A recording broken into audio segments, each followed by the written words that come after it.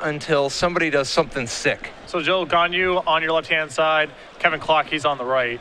And yeah, so many creatures in the matchup are back-heavy, whether it's Frostburn Weird or Nightveil Spectre or Cloudfin Raptor. The board has a habit of getting bogged down, and then you're just waiting on Master of Waves or Thassa to break things open.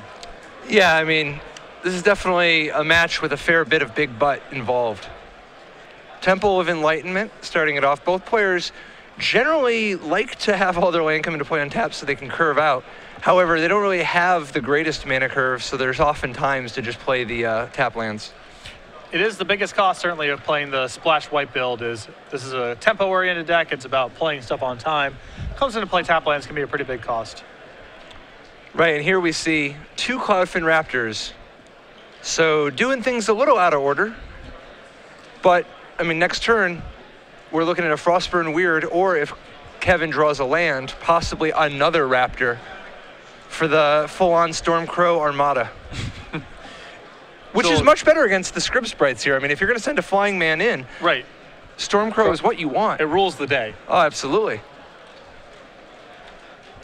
And it looks like we do have Nathan Holt would be proud. We're talking some serious triple Stormcrow. This is one of those explosive Blue Devotion starts we talk about so often. Absolutely. He's using all of his mana every turn so that by turn 3, he has committed 4 different creatures to the board with a power greater than 0. Finally. Joel with Detention Sphere in hand. Do not believe he has untapped white mana this turn. Yeah, next turn is going to be a nice turn when the 3 Stormcrows have to go to detention. In the meantime, Joel just looking to advance his board. Taps down the Frostburn Weird because, you know, Tidebinder does that kind of stuff. It is certainly a weird element of the deck is there's so many hybrid mana creatures, so random protection from color or ultimate price doesn't work. It's a weird element of the deck, huh? Is that so, Louise? Okay. I wasn't even trying that. That just comes naturally to me, man. All right, we've got a follow-up in the form of Frostburn Weird. These Cloudfin Raptors are now very, very, very angry, but not as angry as Kevin's going to be when he finds out the Detention Sphere is what's going on. Do you think there's any chance Joel's paranoid of the rapid hybridization? Well, he has a Judge's Familiar to protect himself from that. So I think, there you go. I think he'll be okay. Very sneaky. Joel's just going to take this on the chin here. Judge's Familiar is like, it's like having Counterbalance and Sensei's Divining Top in play. And Entreat the Angels, all in one card. It basically locks the whole thing up. Kevin with a Judge's Familiar of his own, but that's not going to stop this little sequence. So there's a big Detention Sphere taking care of 3 Cloudfin Raptors. And another Cloudfin Raptor wisely coming late to the party.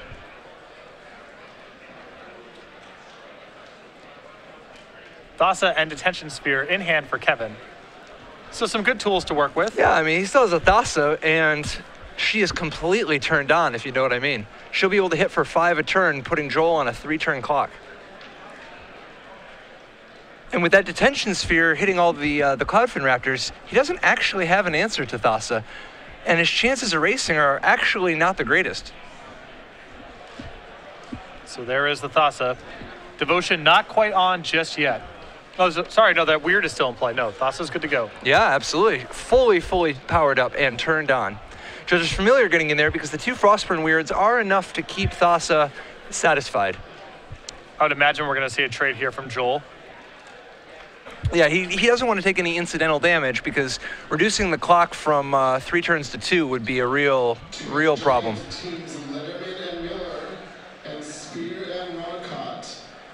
So Joel slightly ahead on the board here, but behind the gun. I was going to say, I think he's actually behind. That Thassa is so big. I think that unless Joel, you know, changes the game pretty quickly here, he's going to lose the race. Well, here it is. There's Master of Waves. And that's going to bring along 1, 2, 3, 4, 5, 6, 7 elementals. All right. Joel back in the driver's seat. That's a lot of them. Ah, the detention sphere points out he wants another one. His 7 tokens, and the Raptor across for 2. Now, Kevin's going to need an answer to Master of Waves this turn, or he's just dead on board, right? Yeah, he's taking so much on the way back. That's 14, 16, 18. Yeah, I mean, now he does have detention sphere, so he has the answer in his hand. And there's a Master on top of his deck too, so... He decides he does want Z-Master. Of course, the problem with this line is that it means that Thassa cannot get through for Schurz this turn. He can still attack with the Thassa, but Joel has the option to chump with the Frostburn Weird if he wants.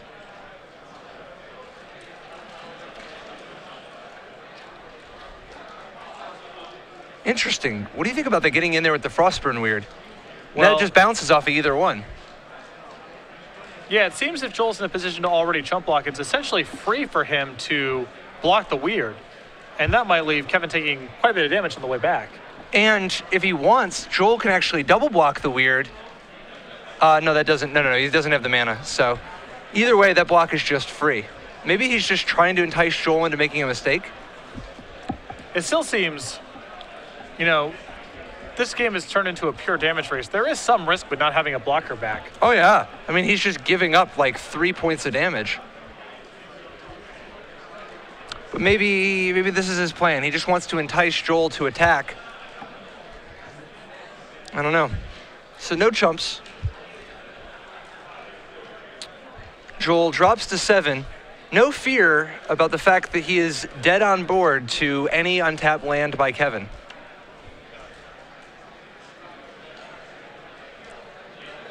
And he knows that Kevin kept his card. Yeah, I mean, it's just a tough spot because a chump block there means you no longer have sufficient devotion for the Thassa in your hand. Or if you chump block with Tidebinder Mage, that means the Frostburn Weird that Kevin has gets unlocked. So. Well, no, you'd have to chump with the Weird. Right. Yeah, definitely. I mean, the Tidebinder can still block that the Frostburn Weird himself because Kevin doesn't have the mana. But unfortunately, what he does have is a clock. There is Thassa. Now, when Devotion is sufficient, Thassa does count as a creature when it comes to play, so it does evolve the Clothman Raptor.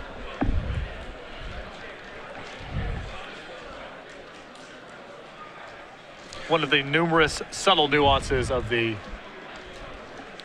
And the thing is now, with that Thassa down, Joel is threatening to win on board. He has lethal on board, and Kevin, I think, locked himself out by keeping that Master Waves because the Master does nothing.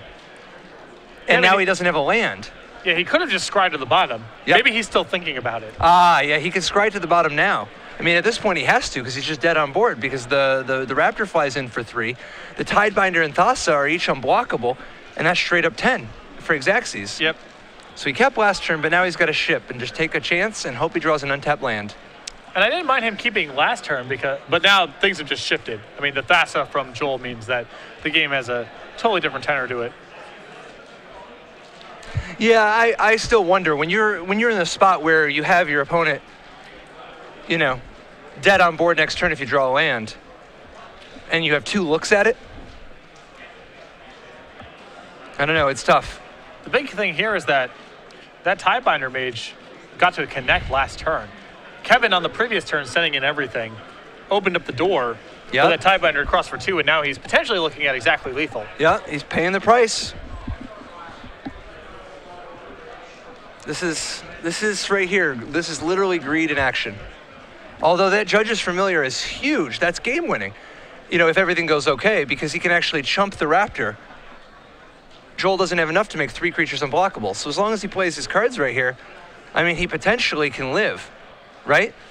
I mean, if Joel just attacks with everything, you can block. If Thassa is unblockable and the Mutavault just gets in there, he 1, 2, 3. Well, an untapped land does it for Joel too, right? He just makes Thassa, the Raptor, and the Tidebinder Mage all unblockable, and that's exactly 10. Yep. Now, if he makes just Thassa unblockable and attacks with the Mutavault, he has 4 attackers. Kevin can actually block the Raptor and and the Frostburn Weird and take exactly 9, going to 1. So if Joel does not have an untapped land, he is dead to the board because of that because of the judge's familiar. What a crazy game. Yeah. This one is down to the wire. Now, is there any sequence in which he can turn off Thassa's devotion? I mean, the 2 weirds is 4, the familiar makes 5, the tension sphere is 6, and Thassa is 7.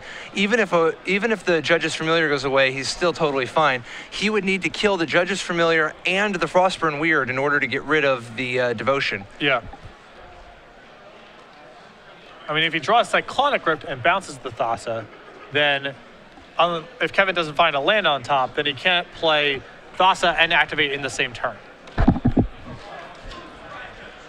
So he sends it to the bottom, presumably looking for a 6th land. Is instead Tidebinder Mage. Tidebinder Mage does not stop the Thassa that is looming doom here. Now, does he have a Bident in his hand? Yes. Because he could always play the Bident, attack, draw some cards, and look for his 1 rapid hybridization. Or a land in a Cyclonic Rift. I don't think rapid hybridization provides him very much here. In terms of just turning off devotion. It is exactly enough because the judge's familiar will have to chump in combat. Oh, sure. Yeah. Yep. All right, here comes the squad. So Kevin, in a little bit of a little test here, will he block the judge's familiar? Unfortunately, Joel is a mana short of being able to pump the Frostburn Weird's fire breathing. This knocks Kevin to 1.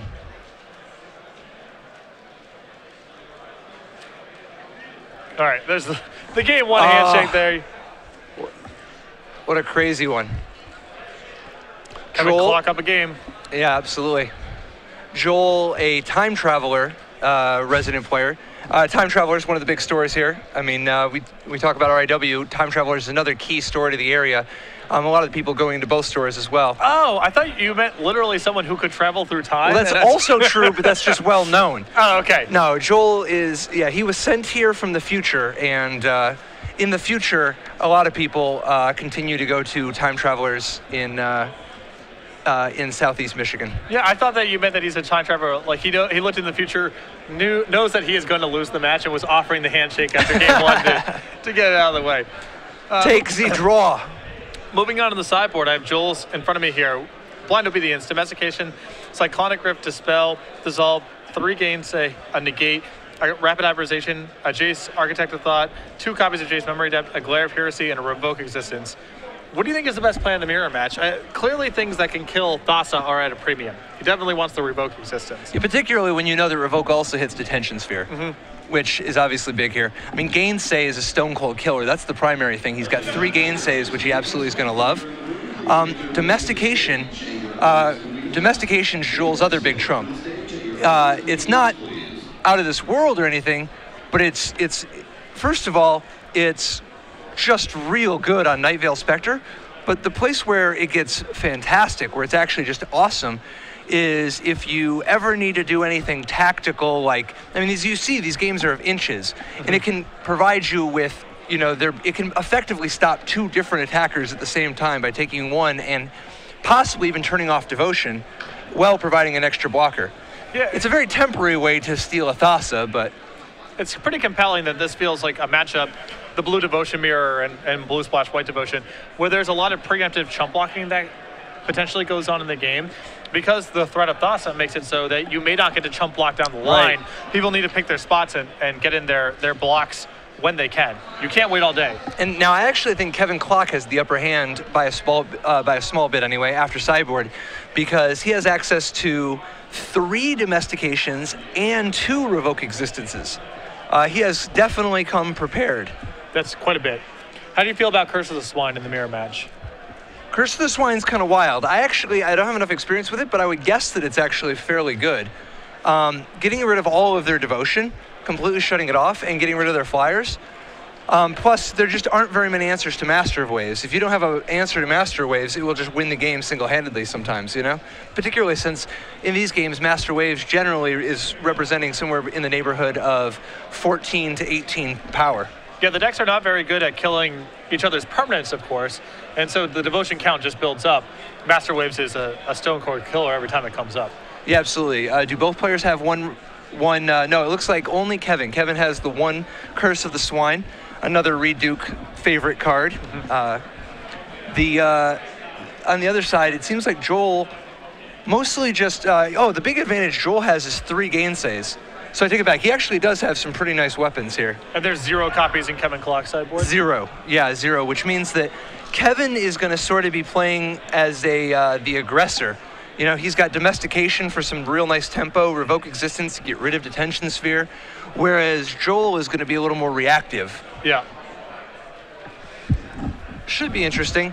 Either way, though, the matchup is so tight on so like tempo oriented, so tactical. It's not really just a strategic battle. It's much more of a finding a spot so that you win the race by 1 turn or 1 damage, or you give yourself 1 extra draw, or you have 1 extra mana. You know. A game of inches, and very much about what's going on the board and the numbers that are in play on the board. Yeah. The numbers of strength that each person, you know, the amount of power each person is representing, the amount of mana symbols on each side of the board, the number of flyers each player has, the number of land each player has access to. What I want to see is a good old-fashioned Night Veil Spectre duel. Oh, sure. That's where things get real wild. Both players playing blue splash white, but they both have kind of a very different sort of mana base.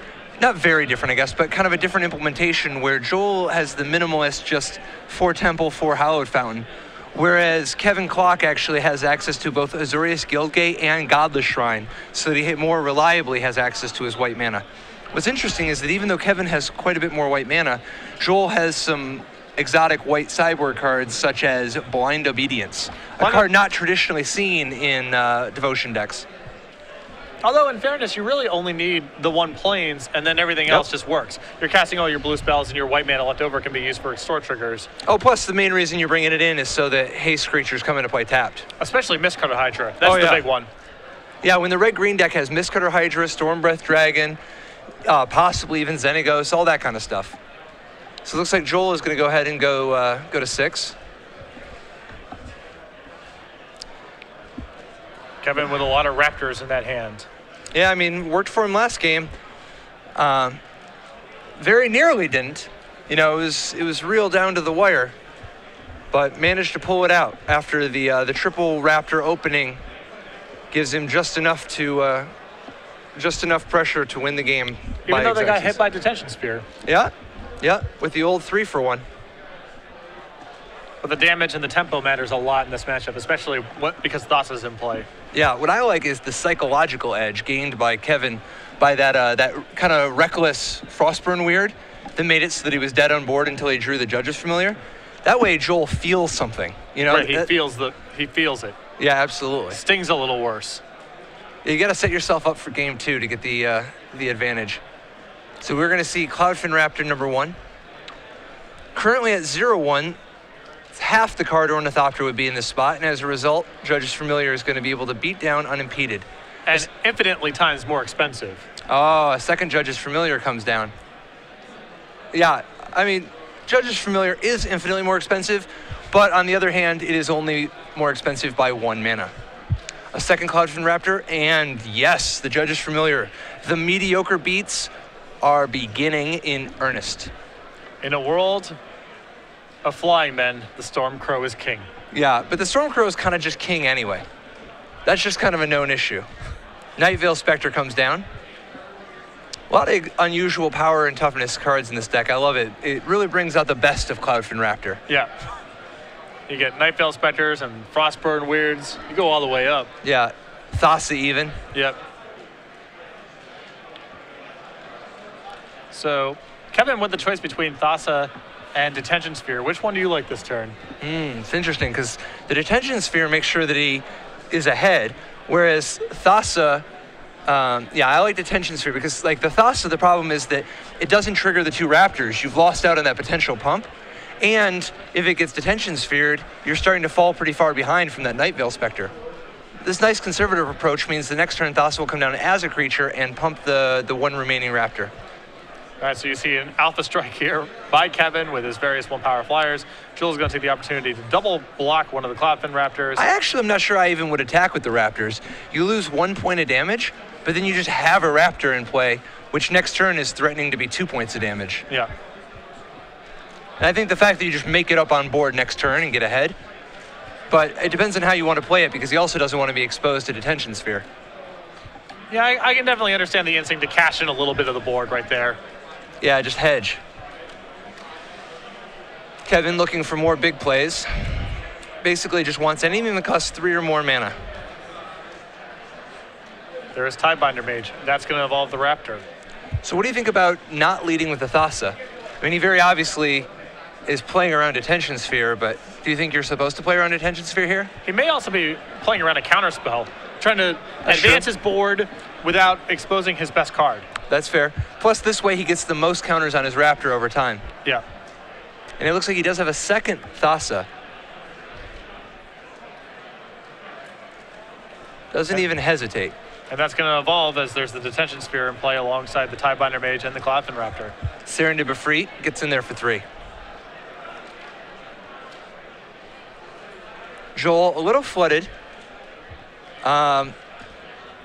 The tough thing is that when not only is he flooded, he just doesn't have any permanents laying around. So a lot of his live draws, a lot of his what would be his best draws, like Thassa and Master Waves, don't really do as much for him here as they would in a lot of other games. So Thassa being made unblockable, as is the Cloudfin Raptor a little preemptively. So yeah, why bother having him activate the Mutavault? Doesn't matter here. Joel on a 1-turn clock needs a detention sphere right now.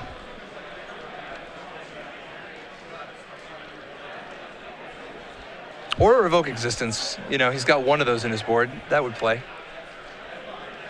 Revoke would be pretty solid here. What I'd like is for him to just go into the tank and about 2.5 minutes from now come out with, okay, revoke your Thassa. Looks like he's picked up Domestication. Not bad. I mean, it turns off the Devotion, right? By stealing the Tiebinder? I believe that. Or even the Thassa. I mean, even the Cloudfin Raptor, right? Well, Kevin does have a Detention Sphere left over in his hand, so that's going to make this elementary. Yeah.